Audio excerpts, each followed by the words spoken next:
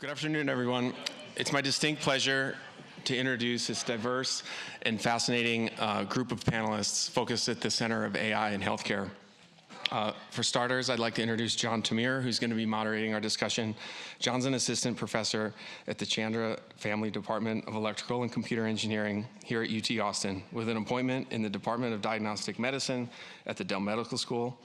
I'm happy to say John's also a senior research personnel at the NSF National AI Institute, IFML, headquartered here at UT Austin, leading our medical imaging research thrust, and serves on the leadership committee of UT's Center for Generative AI.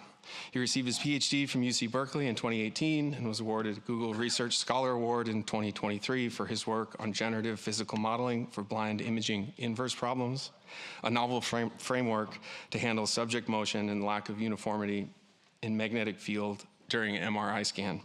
His research focus spans computational magnetic resonance imaging, signal processing, and machine learning with a goal of enabling real clinical adoption. Next, it's my pleasure to introduce Anne Fay. Anne is an associate professor at the Walker Department of Mechanical Engineering at the Cockrell School here in UT Austin, where she directs the Human-Enabled Robotic Technology Laboratory. She holds an appointment to the Department of Surgery and perioperative, thank you, care at the Dell Medical School and the Department of Surgery at UT Southwestern Medical Center. She's also a core faculty member with Texas Robotics. She received her PhD in mechanical engineering at Stanford, and her research interests focus on the interface between humans and robotic systems, with an emphasis on improving the delivery of surgical and interventional care, both for the patient and the provider. And next, I'd like to introduce Alex Huth. Alex is an associate professor at UT Austin with dual appointments to the Department of Computer Science and Neuroscience. His research is focused on how the many different areas in the brain work together to perform complex tasks, such as understanding natural language. He leads the Huth lab here at UT, where Alex uses and develops computational methods in machine learning and Bayesian statistics, obtaining measures in brain response from subjects while doing real-life tasks. Alex earned his PhD in Dr. Jack Gallant's laboratory through the Helen Willis Neuroscience Institute at UC Berkeley.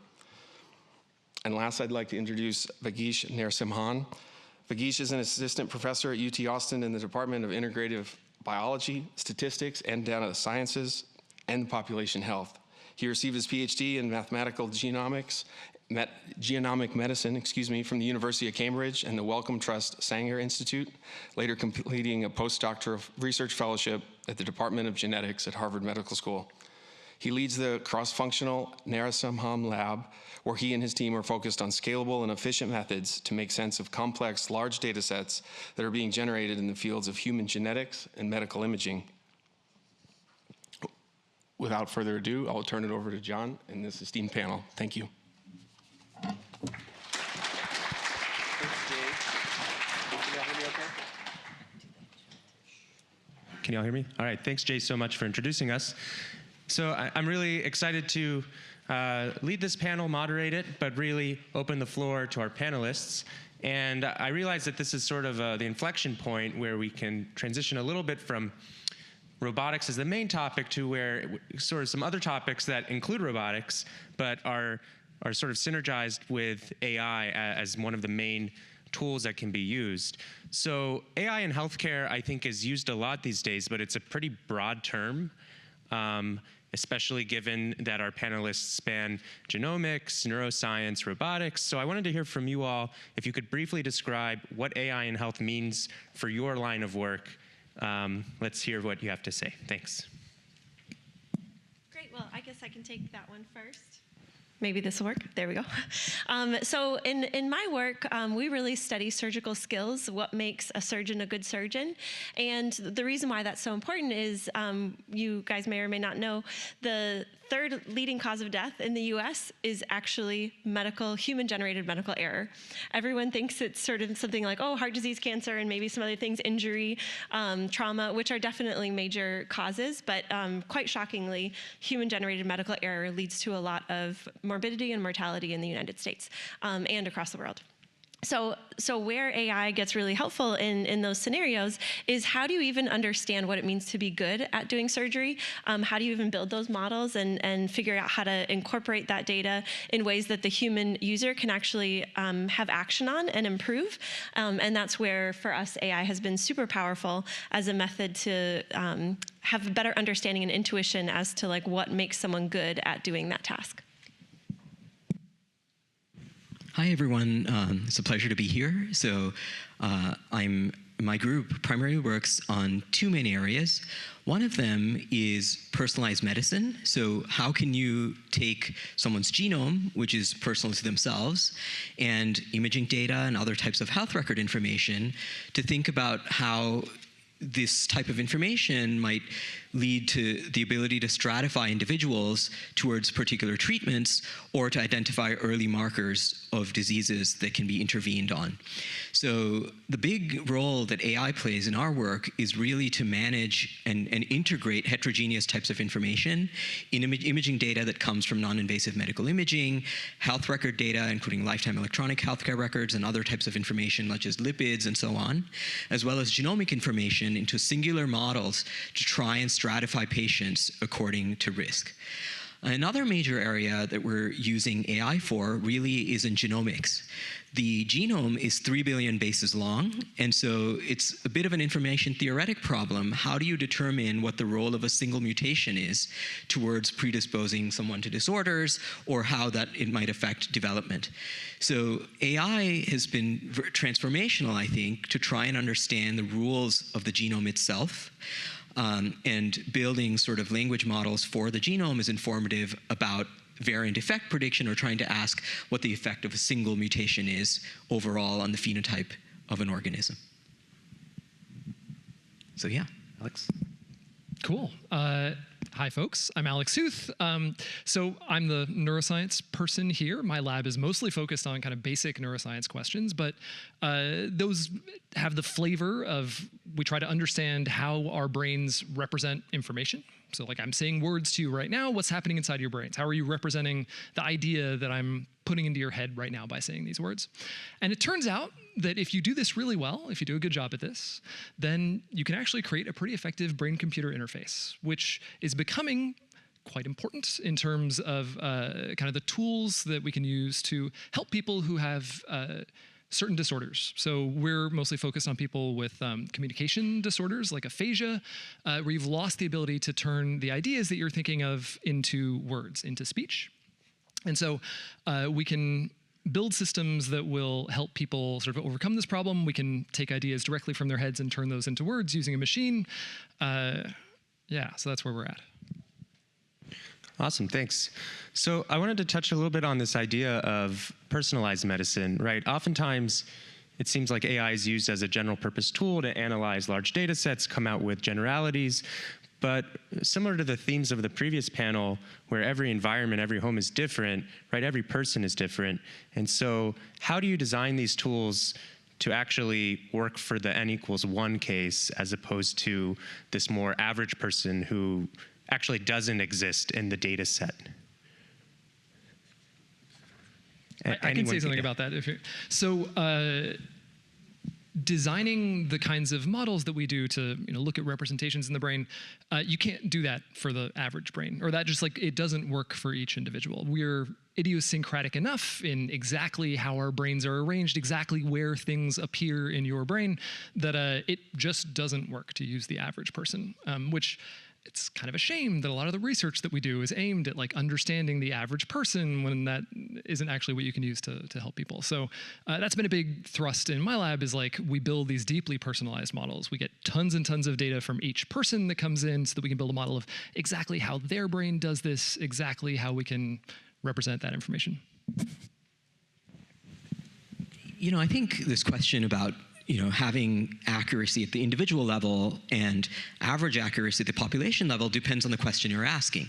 So if you're thinking about a broad-scale public health screening, for example, for cardiovascular disease, which is the #1 killer out there in the world today, maybe it's fine that you're not perfectly predicting whether someone is going to develop heart disease or have an acute cardiovascular event 20, 30 years in the future. But on average, if you do this 90% of the time, this is a huge reduction in the public health burden because this particular disorder is intervenable. And so you're using this as a broad scale screening protocol. In another sense, you might actually care about specifics of an individual. And one area we work in is precision phenotyping from medical imaging. And primarily where we work in the musculoskeletal space, where the first case of diagnosis and the tracking of disease progression happens with imaging. So if you break your leg, you get an X-ray. If you have back pain, you get an X-ray. If you have issues with bone density, you get an X-ray, and so on and so forth. So the imaging plays a huge role in the diagnosis and also understanding the severity of the disease present in an individual. So there, AI trained on gold standard data often is able to get high precision estimates of disease severity or various other types of musculoskeletal conditions. And we can then use that precision phenotyping for further diagnosis or for understanding what type of therapeutic strategy one might use. So I think it goes in both directions. I think the average case is useful for various types of things, but also precision phenotyping at an individual level is also very useful, and we can do both of these things. And I think the last thing I would add to both of those points is that once you start talking about having a robotic system now in the loop, you have this beautiful ability to do feedback control. So even if your model isn't necessarily perfect when you design adaptive cues, say for a human operator or something like that, you have the ability to kind of rapidly iterate on that and turn it into a feedback control problem. So there's benefits there as well when you have physical devices. Another question I want to ask is really about how AI is actually used, right? So you just mentioned feedback control, right? There are all these classical methods we can use. How is AI in particular, this broad term, maybe you can distill it down a little bit, how is it actually being used to effect change that wasn't possible before, we had these types of events centered around AI because it's really revolutionizing other areas? Like, what is it actually doing for your research and for healthcare? I can maybe take that one first. So in our case, we do a lot of real-time human-robot control. It's all real-time human-physical interaction with the robot. And so the way that the AI is beneficial for us is we might have models that we sort of query in an online way to determine, okay, is someone doing good or not at this task? Can we classify them as some type of behavior or not? And then we really rapidly sort of in an online way say, okay, now I'm going to give you some little bit of haptic feedback to change your behavior, see if it works. If it doesn't, fix the way I give it to you. And that's the way that we're able to sort of take these larger, kind of more abstract models, but integrate them real time in a system. So this is a great question actually for genetics and genomics. The main reason for this is actually we have a very strong generative model for the genome. The two main processes by which genomes evolve is mutation recombination. And these can be well approximated by Poisson processes and other types of statistical processes.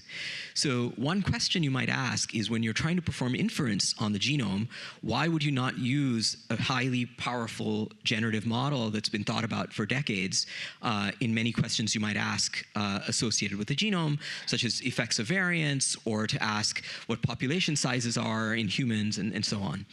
So I think, the genome, genetic data is also a setting where approximate Bayesian computation first began to be used. We thought about this in the genetic space largely because some types of information that you could summarize from the genome were not well integrated with other types of summary statistics you could obtain from the genome. That is, building a single analytical model for various types of information that you can aggregate from the genome was not trivial. And so we thought about alternate ways to go about understanding and sort of encoding genetic information. And so AI is powerful because it allows you to encode heterogeneous types of information in different ways and use those embeddings and then merge them together and so on. And so thinking about complex models which might use different sources of information together in single unified models is a powerful way in which AI is sort of changing the paradigm of how to work with human genetic data. So I think, this question about like, we already have a way to think about this, they're highly interpretable, and like we've used this for a long time, why should we use something different, actually has like quite strong roots in the history of genetics as a whole. So, well, let me just ask a quick follow-up. So would you say that with these, generative models that are able to capture this bigger breadth of data and answer more questions, is it actually affecting some change, some new research output that wasn't possible before? Can you give an example? I mean, the clearest example is AlphaFold, right? There was the evolutionary way of thinking about things, and there's the physics-based way of thinking about things. But combining this type of information into a single model is, of course, tremendously profound, and has created huge change. And I think that's just the tip of the iceberg here. There's different ways in which fields have modeled different things, and I think the ability to combine this type of knowledge is powerful. I really like that the marriage of kind of statistics and modern machine learning things, where maybe the statistics aren't easy, right? Where it's like you're combining different kinds of information.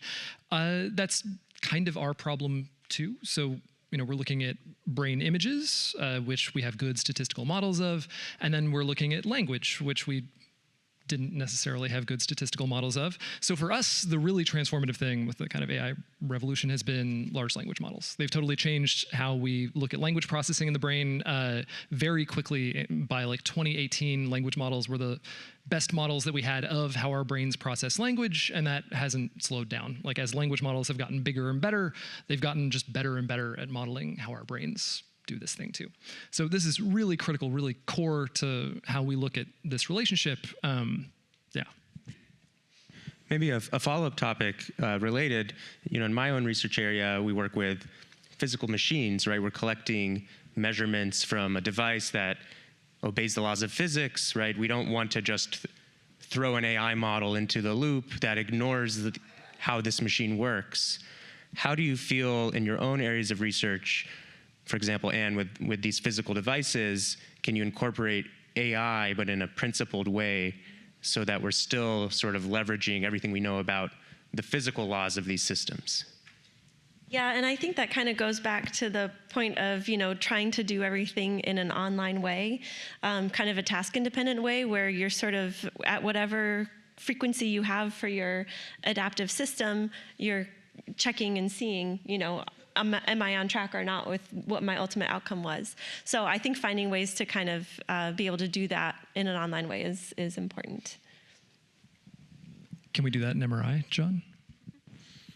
Can we collect feedback and continuously update? To some extent, we can. I think it's a little bit of a slower process, unfortunately. The imaging acquisition is a little bit slower, but it's definitely an area that I think is expanding.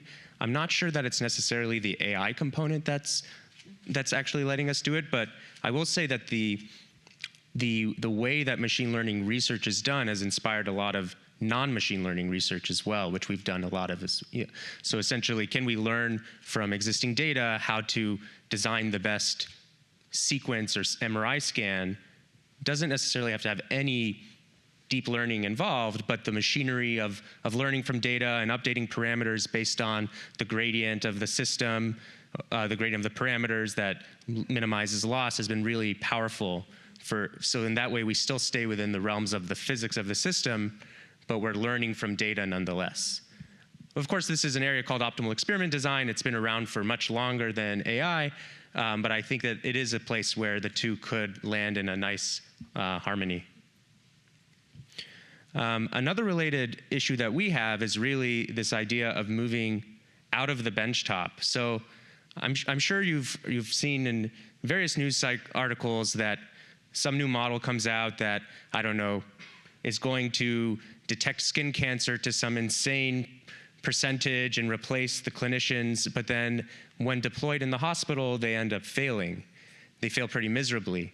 So as researchers, we're often in the lab, right? And we're designing methods that work for our research paper, but how do we actually get this to work in the hospital or in the clinic or on subject number 101 that wasn't in our study? That's a great question. And so in medicine, the gold standard is a randomized control trial. And so, people have done this, and we're working on one of these too, which is if you have an AI in the loop model for any type of clinical application, whether it's surgery or whether it's intervention or whether it's diagnosis, the question is, if in a group of individuals who are matched for various types of parameters, does the group which has AI in the loop do better on some sort of metric than the group that doesn't? And so I think that it's a very clean way to go about doing this. And that's what we're doing for knee osteoarthritis, which is a disease I care about, and using AI systems to diagnose it and test severity and so on. And I think it's the same for many other applications. Yeah, so I feel like your question is also like the premise of every ML for healthcare talk I've seen in the past few years is like, this works when you train it on this little data set, but it doesn't work here. Like, how do we make that happen? So I feel like there's a tremendous amount of energy and effort being put into doing that. And we've seen some successes. There's like in medical imaging, there have been advances in especially like I guess I don't know about MRI reading like what the state of the art is there, but for ultrasound like echo, it seems like things are actually going pretty far there. We're able to have AI models that actually do a lot of the work that radiologists or techs used to have to do. It just seems hard. It seems like it's harder than everybody expected it to be, which maybe is just, I don't know, machine learning practitioners being dilettantes, no offense, but I don't know. Right. I mean, I think the famous line of Geoffrey Hinton was that AI is going to replace radiologists. I think he said in 10 years, AI will replace radiologists. That hasn't really come to fruition. Do you think that we should be replacing our clinicians or something else in between? Yeah, so the thing that I was told by my surgeons is, don't get rid of me, get rid of the nurses. But that's just a joke. That he was not serious. But no, I actually don't think so. And this is something that I've been really passionate about in my own research area, because the vast majority of people that do surgical robotics, they're focusing almost exclusively on how to make robotic surgery autonomous, how to do everything completely autonomously, where you put somebody in a little pod and they do what they need to do, and then the person leaves and all is good. But I think there's actually a lot of human intelligence that is missing if you do that. And one of the great benefits, I think, of AI is to actually use that to now find ways to represent human intelligence, human intent, in ways that the robotic system or whatever system you have can understand. And if you can do that, then you can sort of have a better sort of symbiosis between the human and the system. And kind of going back to this point about adoption, well, and that's also a fundamental problem. Like, there's humans that are now in the loop. So we're all engineers, right, or data scientists. We don't really spend a lot of time with people. And that's maybe something that we need to explore a little bit more in the future, is to how to really bring home the point of, no, this is important. And in surgical training, we went through ICOR and had this issue too, where we would talk to, residents, fellows about, oh, we have this great technology, it's gonna help you do surgery better. And they're like, well, why would I want that if I could just go to the operating room? Like, why do I need it? And so, so that's, finding ways to really show value added, I think is an important thing that we need to focus on. I'm going to say something. So I don't work in diagnostics, but from what I've seen in this area, the things that are successful are not like, we're going to replace you. Like, that is the worst thing that I think you could say to doctors if you want them to actually pay attention to what you're doing. But like, we're going to build you a tool that's going to make your life easier. Suddenly they're like, oh yeah, I like that. That's cool. So I think that framing is really important. And it seems like the big successes that have been had here are not like, truly automated diagnostics, but like, here's a very detailed annotated version of this scan that gives you a lot more information that would be a lot of effort to get out if you were going to page through every little thing. I was just going to add that I think we work in spaces where clinical risk prediction tools are already used in the clinic.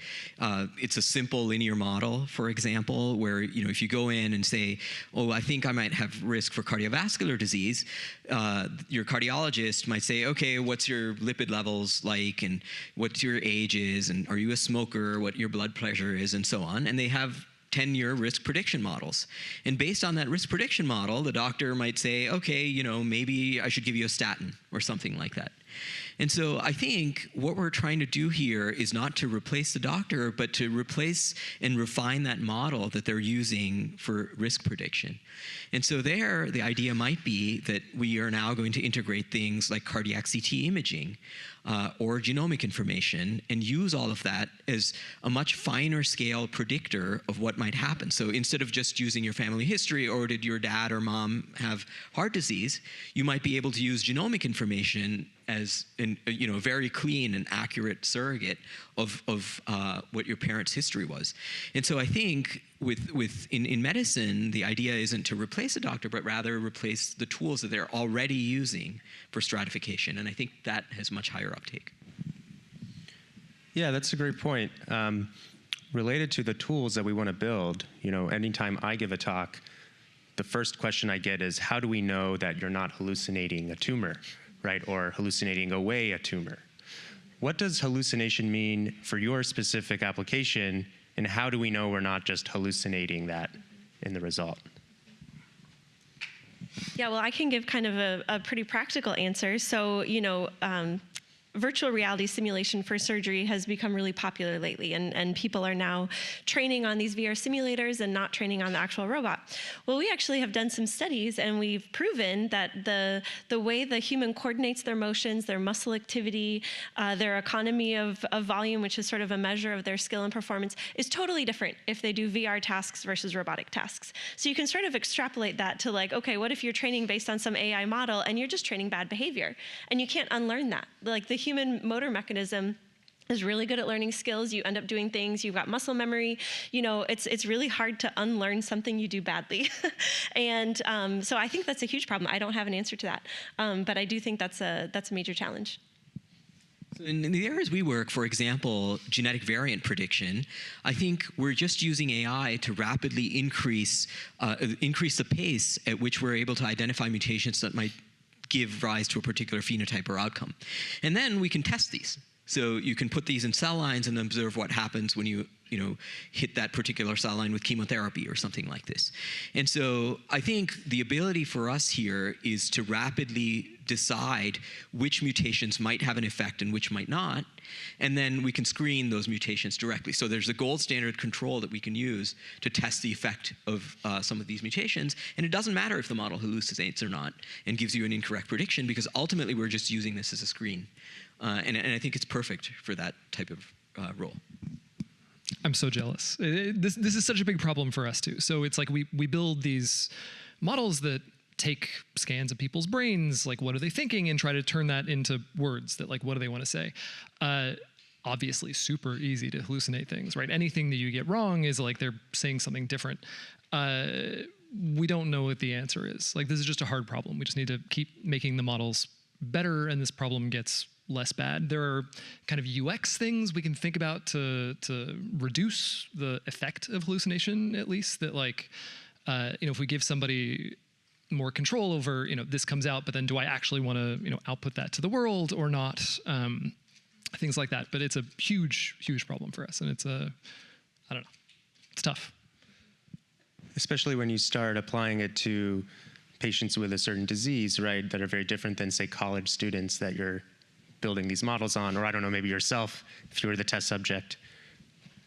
Yeah. So we're just starting to do this now. We're scanning our first few patients with aphasia, and it creates a whole nother set of challenges in this respect. That the way that aphasia is, we're thinking of it as this disorder of, we're focusing on people who have trouble producing language, trouble taking their ideas and turning those into words.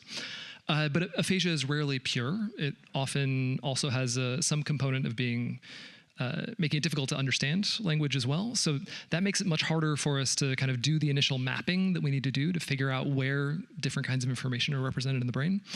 But there might be interesting workarounds for that too. So it's like we can work across modalities. We can have people watch movies instead of listening to language and then map things out that way. So I think there are ways around this, but it's a long road, long and winding road. I wanted to see if we had any questions from the audience. Okay. Jay, are you here to, I think there's a question in the middle. Thanks.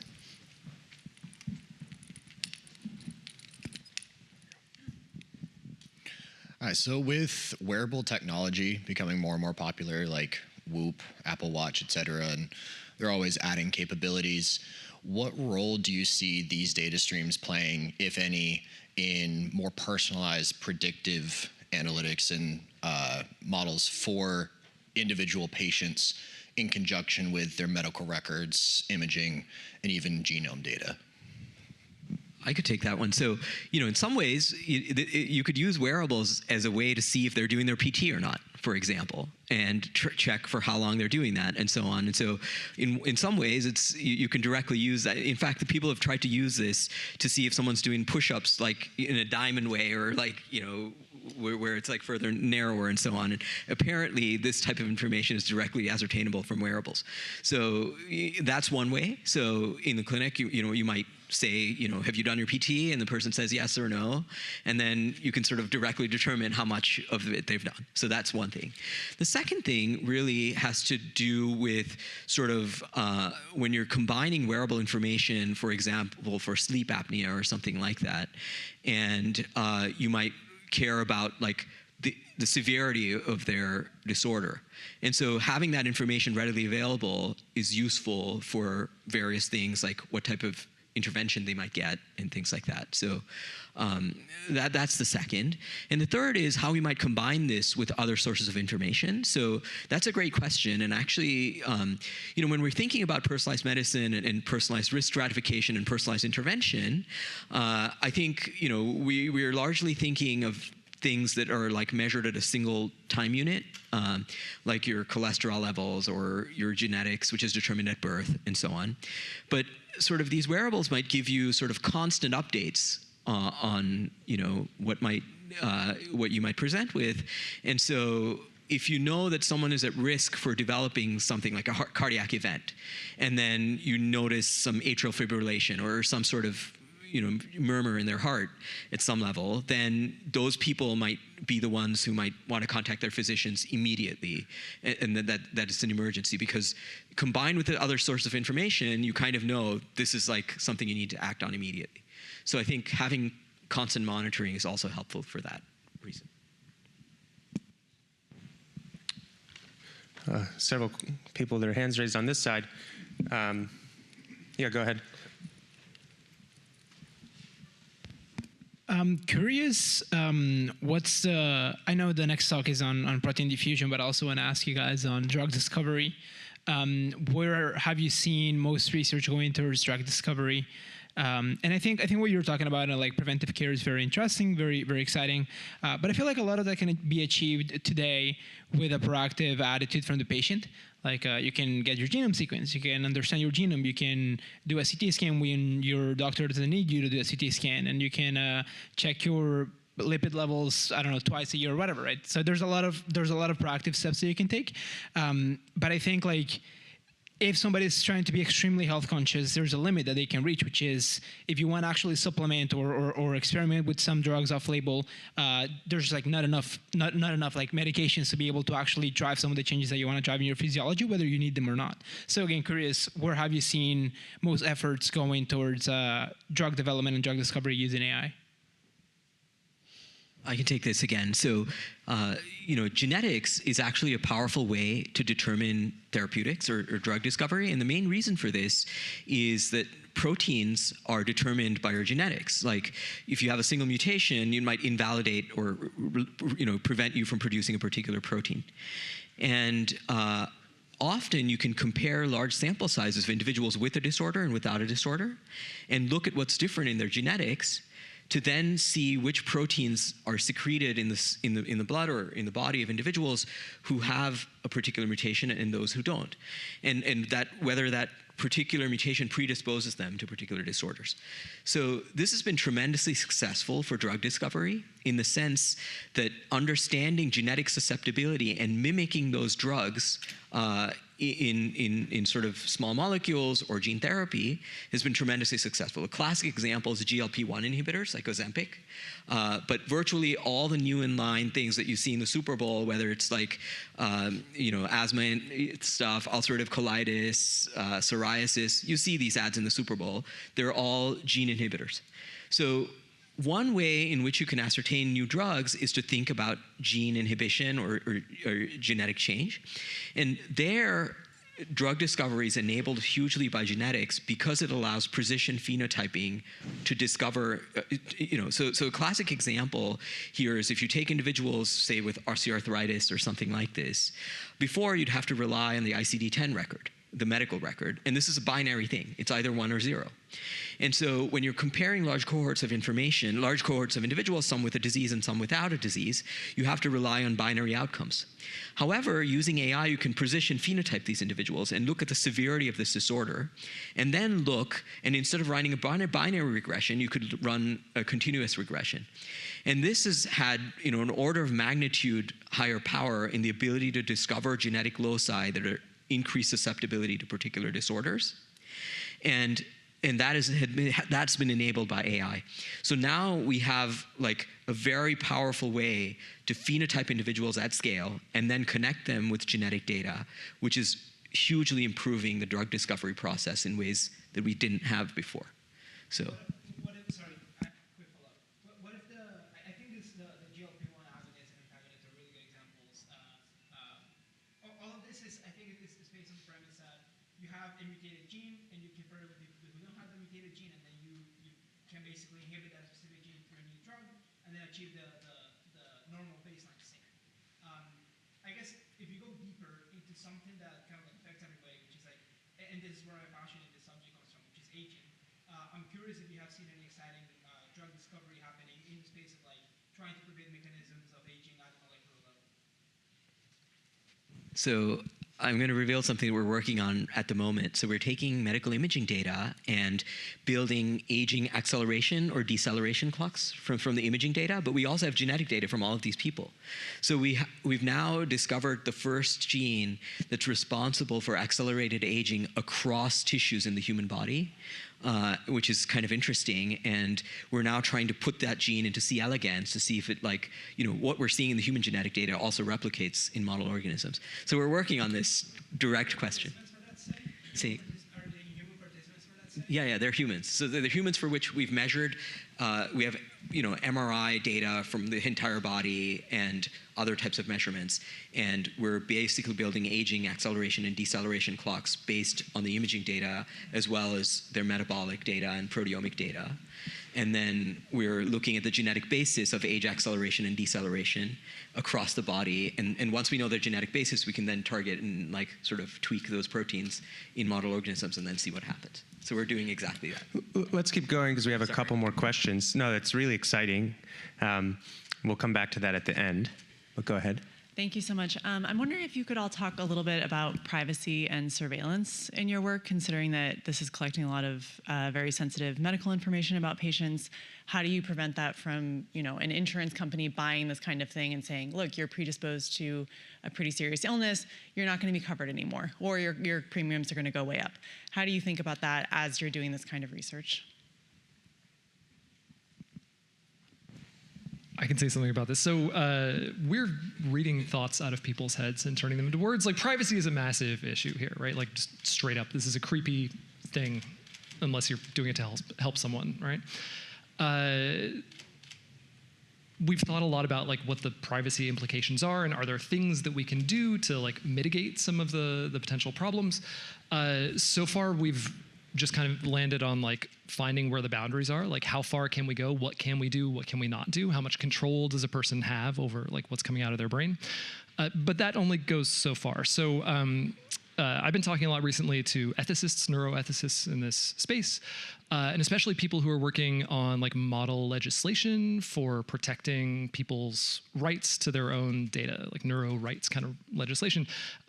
Things like this have already passed in a few countries, and I think hopefully we can be proactive about this, but yeah. So from the biobank perspective, so large type of data we work with is biobanks. So combined information of imaging, genetic, health record information, medical, biochemistry measurements on huge numbers of people, like millions of people. And these are all paired information. And so of course this is super important to sort of protect. So of course we do the standard HIPAA protections and so on with this information. But actually, there are other ways in which we build models. That we do federated training in many cases, where sometimes this data is not collected or is present in different individual health systems, like Cedars-Sinai or UT Health and so on. And we train within each of these independent cohorts without sharing information across them. That's one way you can do this on the model perspective. But also we work on data where this is not a problem. And particularly, this is in the United Kingdom, where everyone falls under the same umbrella, the National Health Service. So it's one of the best places in the world to do medical research today, largely because healthcare is free for everybody. And so we have this information from a group of consenting individuals who've accepted that this information is going to be used for scientific research, and the taxpayer, doctors, researchers, and the individual giving up their data all come under the same umbrella of the National Health Service, the taxpayer. So it's a wonderful system where these types of issues are not at play. We had one more question in the back. Hi.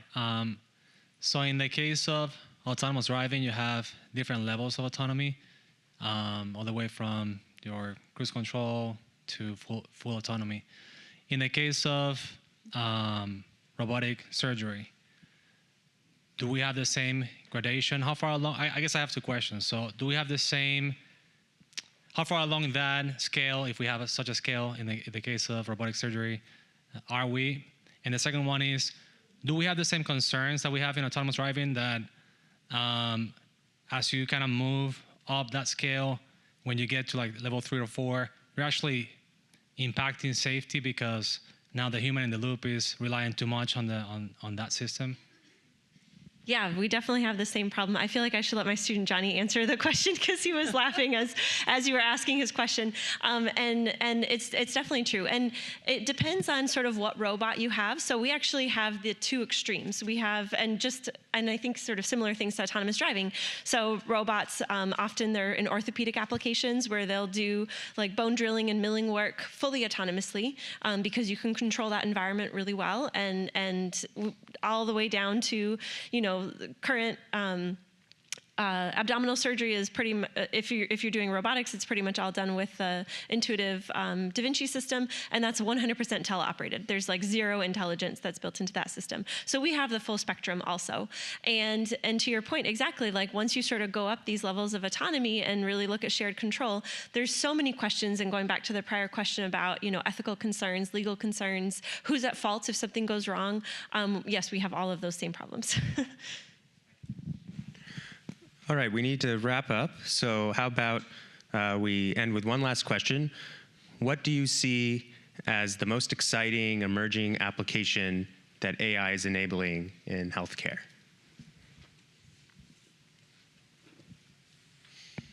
We don't have to go in any particular order.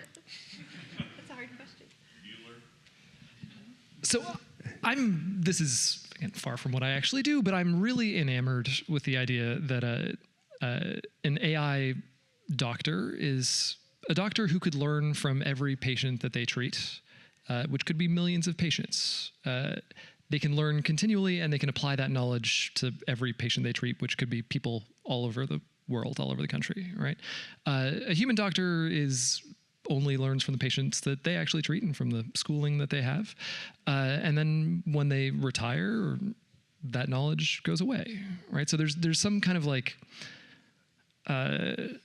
centralization of knowledge, centralization of like medical kind of procedural knowledge that I think is going to happen as AI penetrates more deeply into healthcare, that I think is going to have like snowballing effects, and that's really exciting. Cool. So, maybe I'll talk about something I'm really, really excited about, which is not in health, but in biology generally, which is synthesizing life. That is, can you generate a sequence of genetic bases that might do something that you care about, whether it's a bacteria or a virus, actually generate it from scratch and have it do what you want it to do. I think that would be amazing and enable huge amounts of change in all sorts of different areas, from synthesizing different enzymes or producing different peptides and so on. And I don't think we're there yet, but we might be with the types of information that we're currently collecting. All right. Maybe I'll just add one little piece that I'm excited about, which is essentially getting all of these specialized devices out of these big hospitals and clinics and maybe into our houses. So it's not quite a robot that's going to wash the dishes or, untangle my hair, but maybe I can have more continuous monitoring of my, my own health in an environment that is easy to use, but will be enabled by AI, so the hardware takes a back seat and the computation plays a bigger role. Yeah, and maybe one more thing kind of dovetailing off that too is just then thinking about access to care, right? And we have this problem in lots of remote areas in the US.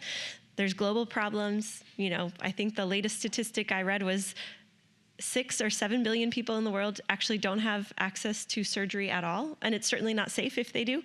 And so what an opportunity to use AI and things like that to actually help mitigate some of these disparities. So. All right, well, thanks to our excellent panelists. Thank you, Anne, Vagheesh, and Alex, and thank you.